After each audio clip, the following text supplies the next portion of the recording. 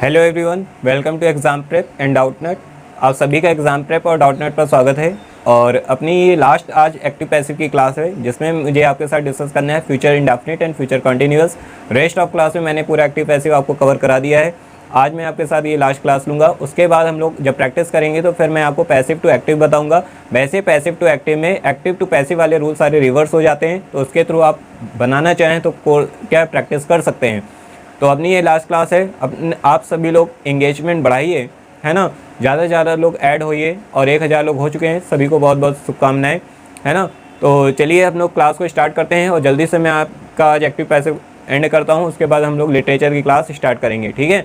और पॉलीटेक्निक की क्लास भी आपको बहुत जल्द मिलेगी, तो जो बच्चे पॉलीटेक्निक तैयारी कर रहे हैं वो पॉलीटेक्निक के लिए भी जुड़ सकते हैं और पढ़ सकते हैं, ठीक है। चलिए क्लास को शुरू करते हैं। क्या है future indefinite tense?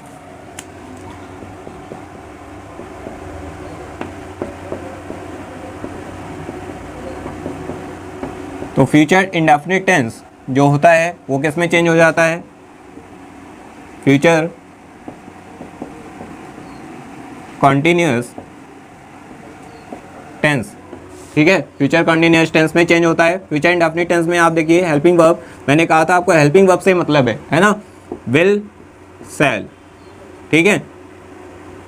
Will shall plus verb first आपने देखा होगा ये होता है, लेकिन अब कॉन्टिन्यूअस में क्या हो जाएगा? विल बी, यानी विल सेल बी और ऐड हो जाता है ना, कॉन्टिन्यूअस की फॉर्म में, प्लस वर्ब थर्ड की फॉर्म का आपको क्या करना है?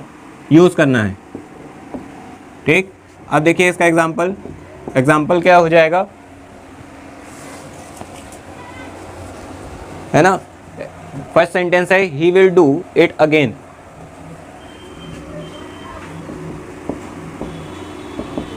He will do it again, है ना। 2 टाइप बचे हुए हैं तो मैंने सोचा जल्दी से ख़त्म कर दिया जाए। देखिए ये सब्जेक्ट हेल्पिंग वर्ब, है ना, then main verb, then object, then other, है ना। तो देखिए ऑब्जेक्ट को सब्जेक्ट बनाना है तो क्या हो जाएगा? इट।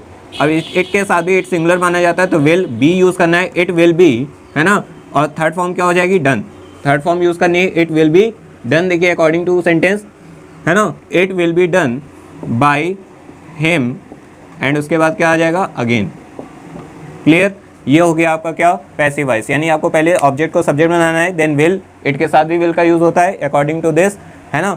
एंड बी का यूज़ करना है, it will be, then verb third by, then him, then again, he का ऑब्जेक्ट, है ना, हिम। तो ये हो गया आपका future indefinite tense.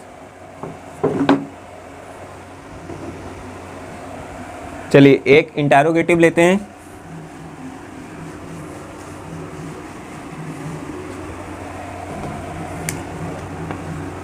Next example, will you help us today?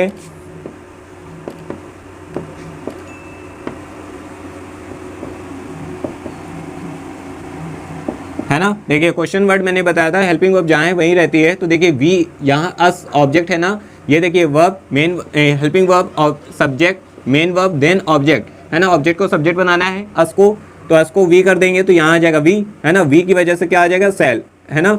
आपको पता है कि आई और वी के साथ सेल का यूज़ होता है, तो सेल वी, है ना। थर्ड फॉर्म के बी भी आना है क्योंकि कॉन्टिन्यूअस में चेंज हो रहा है। तो shall we be helped by you, because you का ऑब्जेक्ट यू होता है, today and question mark. So shall will be helped by you today, ये हो जाएगा बिकॉज अस ऑब्जेक्ट है, ऑब्जेक्ट का सब्जेक्ट अस वी होता है, ठीक है।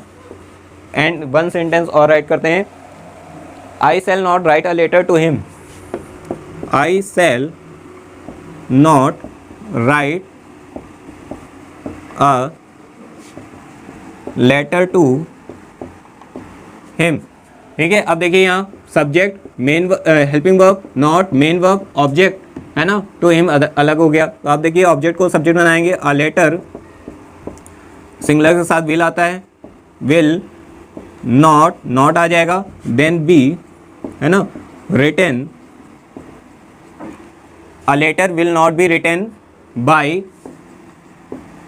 मी टू हिम, है ना। टू हिम से मतलब नहीं है आपको, क्लियर है, वो अलग है, कॉम्प्लीमेंट की तरह यूज़ हुआ है, आप उसको एज अ कॉम्प्लीमेंट ही यूज़ करेंगे, उसमें कुछ नहीं करना है। कभी कभी आप कंफ्यूज हो जाते हैं कि आप ऑब्जेक्ट नहीं ढूंढ पाते हैं, तो लेटर टू हिम पूरा ऑब्जेक्ट सेलेक्ट कर लेते हैं, है ना, यही रॉन्ग हो जाता है। चलिए ये हो गया आपका future indefinite tense. Future continuous tense का आपको पैसिव वॉइस बनता नहीं है, फ्यूचर परफेक्ट टेंस का बनेगा, है ना, जिसको अब हम लोग आगे डिस्कस करने वाले हैं।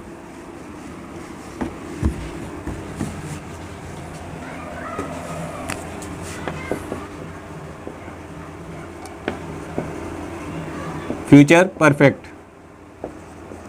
है ना, future perfect tense. Future perfect tense किस में चेंज हो जाएगा? फ्यूचर परफेक्ट कॉन्टिन्यूअस टेंस, है ना, फ्यूचर परफेक्ट कॉन्टिन्यूअस टेंस में ये चेंज हो जाएगा। फ्यूचर परफेक्ट में क्या होता है? Will, shall, have plus verb third, है ना। ये इसमें क्या होता है? Will, shall, have plus been, and passive voice में आपको ऑलवेज रिमेंबर रखना है कि वर्ब थर्ड फॉर्म ही आएगी। ये पैसिव वॉइस के अकॉर्डिंग है, ये एक्टिव वॉइस के अकॉर्डिंग। एग्जाम्पल, है ना, थोड़ा सा लाइट आपको नजर आ रहा होगा। इंपरेटिव सेंटेंस भी आपके साथ डिस्कस करना है, एक क्लास चलिए और कर लेंगे, कोई बात नहीं, है ना। We shall have done it, आपके सामने सेंटेंस है, we shall have done it. We shall have done it, है ना। देखिए ये रहा subject, helping verb, main verb, sorry ये helping verb then main verb then object. तो क्या हो जाएगा? इट के साथ आपको पता है क्या यूज होता है? Will. It will have been, है ना, डन, थर्ड फॉर्म सेम होती है, आपको और इजी हो गया। It will have been done by we का ऑब्जेक्ट अस, है ना। ये हो गया आपका इसका आंसर, ठीक है, इसको आप नोट करिए।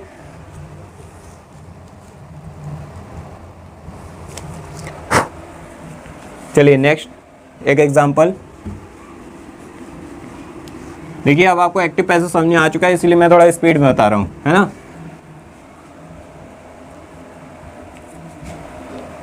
टाइम लेने से कोई फायदा नहीं है। Will they have shut the door, next will they have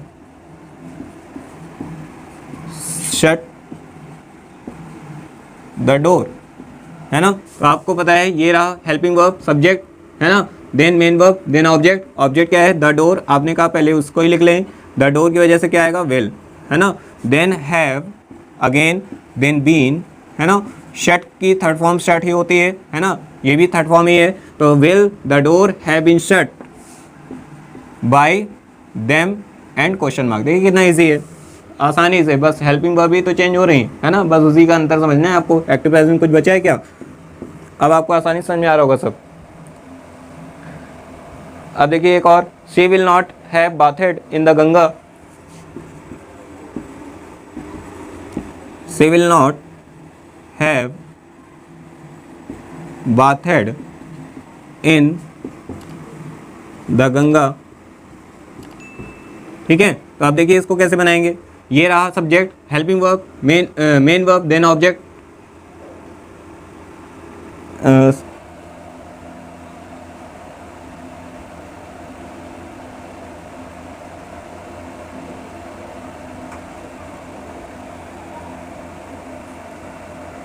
अब देखिए कुछ सेंटेंस ऐसे आएंगे जिसमें आपको ऑब्जेक्ट नहीं होगा, तो आप सब्जेक्ट से ही शुरू करेंगे। तो क्या हो जाएगा? She will not have been bathed, in the. सी will not have been bathed in the गंगा, ठीक है। आपको वैसे ही बनाना है। अब ऐसा नहीं करेंगे आप कि इन द गंगा, है ना, in the Ganga will not have been bathed by her, ऐसा नहीं है, है ना, वो आपका सब्जेक्ट नहीं बनेगा, ठीक है। तो she will not have bathed in the Ganga का आप बनाएंगे she will not have been bathed in the Ganga, है ना। ये राइट है, ठीक है, अलग टाइप का था, इंपॉर्टेंट टिक करिएगा, है ना, कि जब सब्जेक्ट ऑब्जेक्ट ना दिया हो तो आप क्या करेंगे? यहीं से स्टार्ट करेंगे और जैसे आपको बनाना है वैसे ही बनाएंगे, बिकॉज इन द गंगा आपका ऑब्जेक्ट नहीं है, ये कॉम्प्लीमेंट है ना, ध्यान रखिएगा। तो ये मैंने आपके साथ आज डिस्कस किया, क्या है? फ्यूचर टेंस, है ना, यानी फ्यूचर इंडेफिनिट, फ्यूचर कंटिन्यूअस। अब बचा है आपका इंपरेटिव, तो मैं एक क्लास जब लूँगा लास्ट में तो उसमें मैं आपके साथ सारा ओवरऑल प्रैक्टिस सेशन रखूँगा जिसमें आपको इंपरेटिव सेंटेंस भी बता दूंगा। तो लेकिन आप सभी को ये ध्यान रखना है कि पॉलिटेक्निक की भी क्लास आपके साथ डिस्कस करनी शुरू कर दी है। तो जिनका 12 हो चुका है वो प्रिपेयर कर रहे हैं अगर, या जो 10th में पास आउट होने वाले हैं वो भी प्रिपेयर कर रहे हैं, तो वो क्या करें, उस क्लास को ज्वाइन कर सकते हैं, वहाँ आपको बेटर से बेटर मिलेगा, है ना। तो चलिए आज की क्लास यहीं पर रोकते हैं, और आपको शेयर करना है, शेयर करना मत भूलिए, ज़्यादा से ज़्यादा लोगों तक शेयर करिए। मिलते हैं अपनी नेक्स्ट क्लास पे, तब तक के लिए थैंक यू। एक्टिव पैसिव पूरा मैंने एक एक करा दिया है, 5 पोर्शन हो चुके हैं, आप पूरा शुरू से देखिए, आपको सारे सेंटेंस बनाने आने लगेंगे। तो बस शेयर आपका करना का आपका काम है, पढ़ाना मेरा काम है। तो मिलेंगे नेक्स्ट क्लास पे, तब तक के लिए थैंक यू।